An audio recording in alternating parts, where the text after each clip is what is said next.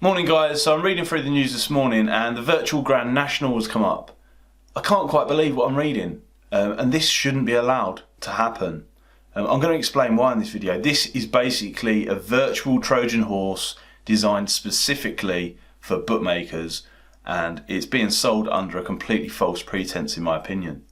It's going to be too late to have anything done about this because the virtual Grand National is this Saturday.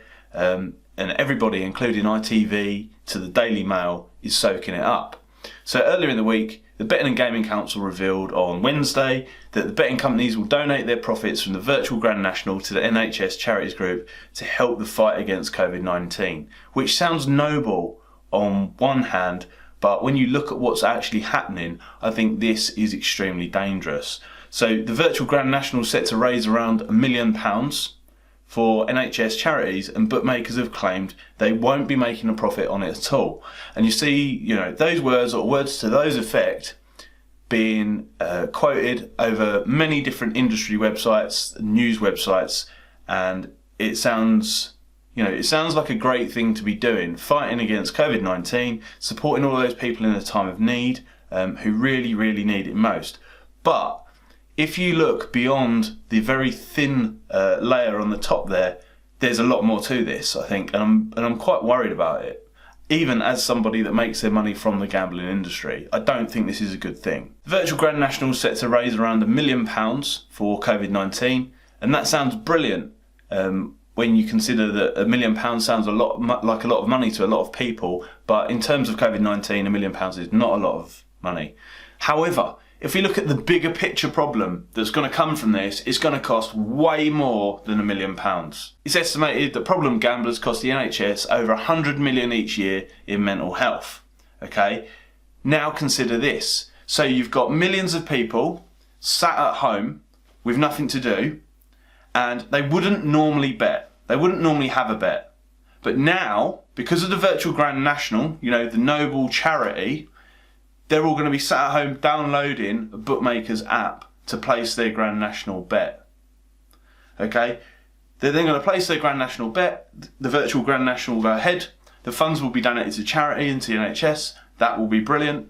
So that'll be £1 million off to them, and you're now going to be left with millions of people sat at home with an app on their phone, bearing in mind that nobody can leave their phone alone, with a bookmaker's app on, and the bookmakers are just going to start plying them with free bets, carry on betting on the virtual racing, which is bad on one level. However, if you take it a step further, casinos, games, all that kind of stuff, I think that this is terrible. This is going to breed a new generation of problem gamblers. A little flutter that's on your phone is going to be followed up with messages, push notifications, emails, the whole shebang. Worse still, while you're stuck in lockdown at home with many lower income families stuck with financial problems. So I think this is a virtual Trojan horse for the bookmakers. I can't believe that the Gambling Commission and various protection layers that are set up are actually allowing this to happen. So if we look at the Grand Nationals, and also when you consider that the demographic of people that sign up to have a flutter on the Grand National are typically, they're not people that are being shrewd or thinking about what they're doing. They're typically your average Joe having a punt, young lads, people that are more likely to get sucked into gambling problems.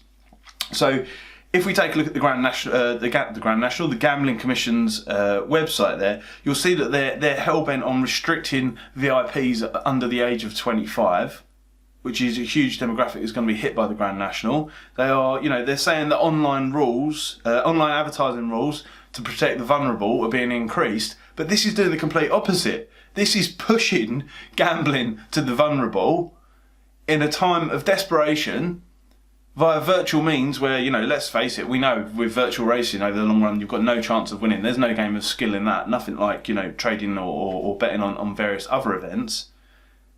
The whole thing just stinks.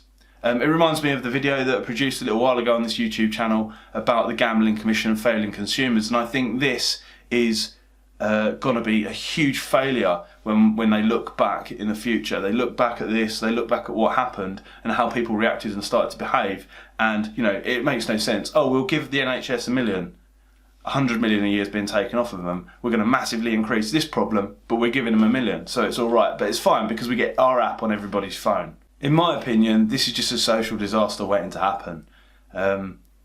And largely responsible will be the Gambling Commission for it. But then this is also, as I said in that previous video about the Gambling Commission failing consumers, this is a result of putting the worst offenders in charge of creating a solution, because they never had any intention of creating a responsible solution, because their product and the way they behave in the first place and all the fines that they've had in the past are completely irresponsible.